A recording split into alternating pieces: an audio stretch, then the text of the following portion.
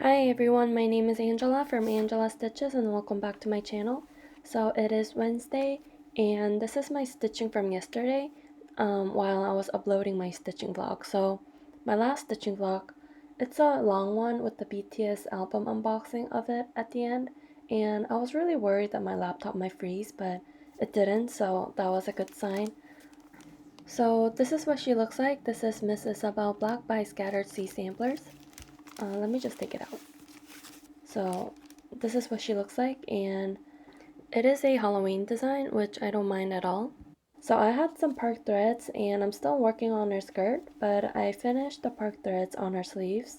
And I forgot to mention this yesterday, but this is, or in my last stitching vlog, but this is color and cotton fabric called Sampler Gold 40 cal, and I think it goes super well with this design.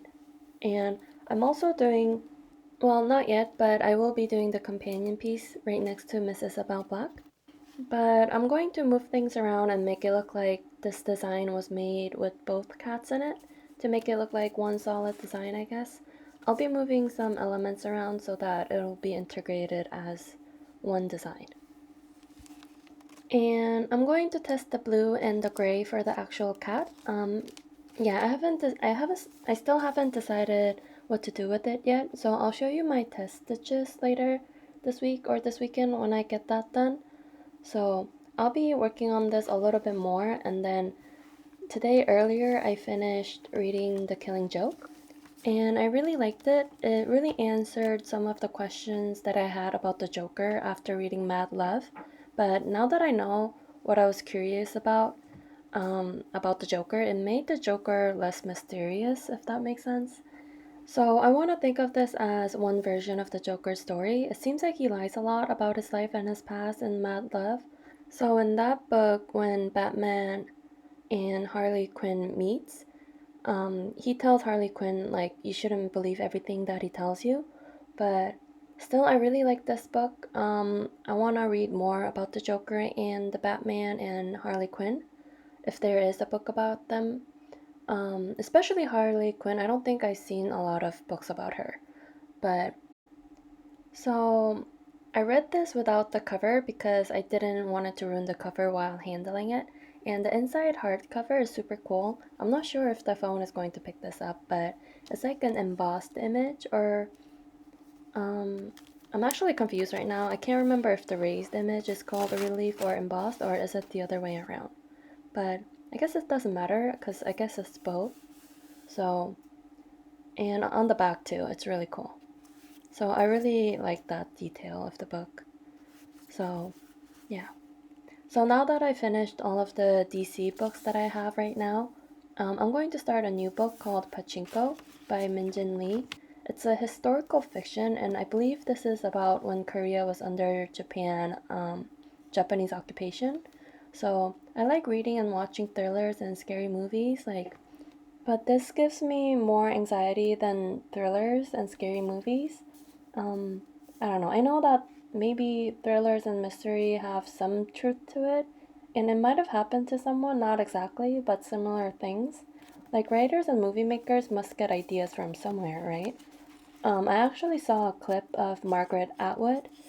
She's the author of Handmaid's Tale, and she said she didn't make anything up. All the bad things happen in the story. It happened at some point in history or something like that. I can't really remember the exact quote, but something similar.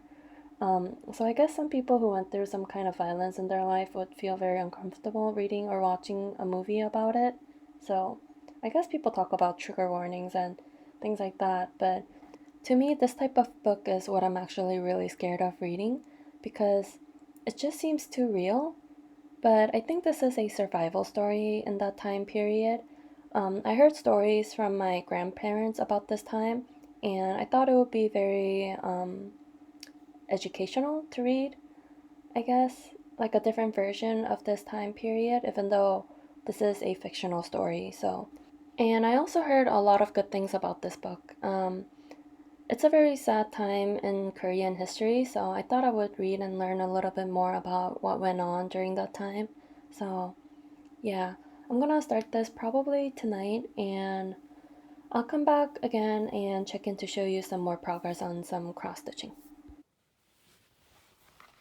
So it is Saturday, and the last time I recorded was on Wednesday, I think. And I actually have some clips of our neighborhood that I recorded on Thursday, but I'll add that to the end of this stitching vlog. I just went out for a walk to a nearby park. It was a really nice day. The weather was super nice. It wasn't too cold. So I took some videos, so I'll put that at the end of this stitching vlog. So I didn't really have much time to stitch because of work, so I only have very little to show you. So all I did was the park threads that were in the skirt area. So that's all I did, and I still have a little bit more to fill in, but I'll work on that later. But I also did some test stitches for the black cat. So it looks very similar. I'm sure you can't really even tell the difference, but these are 4 different types of stitching. So let me explain a little bit. So I have a couple of options for the cats. So this first block is the called for DMC, which is DMC 3799, but I didn't want to use this because it was a dull gray color and I wanted some shine to it. So block 2, this is coloring cotton hand dye called Midnight, which I have on the actual stitching right now, but it looked a little too blue. So the other 2 options on the bottom are the blends of these 2 top colors. Obviously my phone is not picking up the difference and it's a very subtle difference. So because this is 40 count and I'm stitching 1/2, and for blends on 40 count, someone told me that I could use one color for one arm of the cross stitch and finish the cross stitch with the other color. So that's basically what I'm doing. So for this block I have DMC 3799 on top, and for block 4 this one I have Midnight on top. So it's a very subtle difference, but I think I like block 4 because it's less intense than just doing everything with Midnight, and it looks a little shinier than DMC 3799 on itself. So if I bring this closer, I still don't think the phone is picking up the difference. But anyways, I'm going to do a blend with Midnight on top, so I'll be frogging her hands and re-stitching them. It is the next day. It's actually March 1st, Sunday, and I really didn't have that much time to stitch yesterday, but I did put some stitches on this project. This is Lavender and Lace Christmas Angel 1999, and all I did was some 1/1 skin. I decided to do 1/1 skin because I haven't done that in a while and I kind of felt like it. So this is how much I got done, and that's all I did yesterday for stitching. So I really want to finish this. So I think I'm just gonna concentrate on this until I finish it because it's such a small piece and I feel like I'm keep dragging this out, and I also really want to see this complete because I haven't seen this anywhere. So I'll be working on this all day today. And yesterday I checked Linen and Thread's website and they had the part 3 updated. So I printed it out and I really like it. So this is how much I got done last time. This is part 1 and part 2 finished. So I'll be stitching this maybe tomorrow. I said I would work on the mystery cell on the 1st of every month, but I actually want to work on Lavender and Lace today. So I'll be working on this tomorrow, and I'm using a Valdani red. I can't remember exactly the number of it, but it's a Valdani thread, and I'm gonna start part 3 right here. And this is the very end of the project, so that was really nice to see. So I'm gonna have, I think, 2 to 3 inches of margin on the bottom, so that's pretty good. So recently I started a illustration project. So I've been doing that along with my other regular work, making jewelry. So I've been a little busy, and also I've been helping my mom open her own Etsy shop because she makes rosary bracelets and she's been selling them here and there, but she wanted to open an online shop, so I've been helping her with that. So my stitching time have been reduced to like 30 minutes a day, but today I think I'm gonna work on some cross stitching, so I'll come back with some progress on Lavender and Lace tonight. So since it's March 1st, I thought I would show you my cross stitching pages on my journal. So I've been keeping track of all of my whips and finishes, and I'm covering the other side with a Mirabilia because I have some personal stuff there. But this is where I write down all of the WIPs that I've worked on in the month of February. And the purple circles here are the days that I stitched on. So it looks like I worked on Sleeping Beauty the most. And this is all of my finishes, and I forgot to write down the date on Love Never Fails, but I have 4 finishes and 2 new starts.